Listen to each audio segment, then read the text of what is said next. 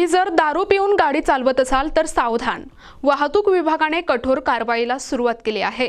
मागील 2 महिन्यांपासून वाहतूक विभागाने मद्यपी वाहन चालकांवर विशेष मोहीम हाती घेतली असून 202 मद्यपी वाहन चालकांवर कारवाई करत त्यांना दंड ठोठावला आहे। या ड्रंक अँड ड्राईव्ह मोहिमेमुळे मद्यपींची अक्षरशः झोप उडाली आहे। त्याचबरोबर वाहतूक विभागाने अल्पवयीन वाहन चालकांवर देखील लक्ष केंद्रित केले आहे। मागील 6 महिन्यात 14 अल्पवयीन वाहन चालकांवर कारवाई करण्यात आली आहे। वाहतूक विभागाने त्यांच्या पालकांनाही आपल्या अल्पवयीन पाल्यांना वाहन चालवण्यास देऊ नये असे स्पष्ट निर्देश दिले आहेत। या कारवाईमुळे रस्ता सुरक्षा वाढेल आणि अपघातांचे प्रमाण कमी होईल अशी अपेक्षा आहे।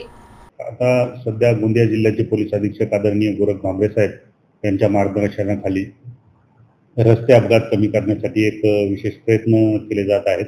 त्यामध्येच त्याचा एक पार्ट म्हणून आपण ड्रंक अँड ड्राईव्ह ही मोहीम सुरू केलेली आहे।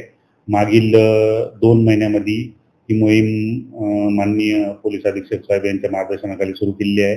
मे-जून महिन्यामध्ये आपण एकूण 222 मद्यपी वाहन चालकांवर दारू पिऊन वाहन चालवण्याच्या कलमाखाली कारवाई केलेली आहे।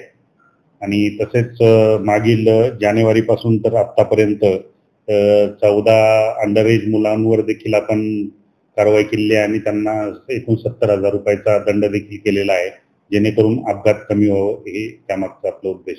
प्रतिनिधी राधाकिशन सुटे, NTV न्यूज मराठी, गोंदिया।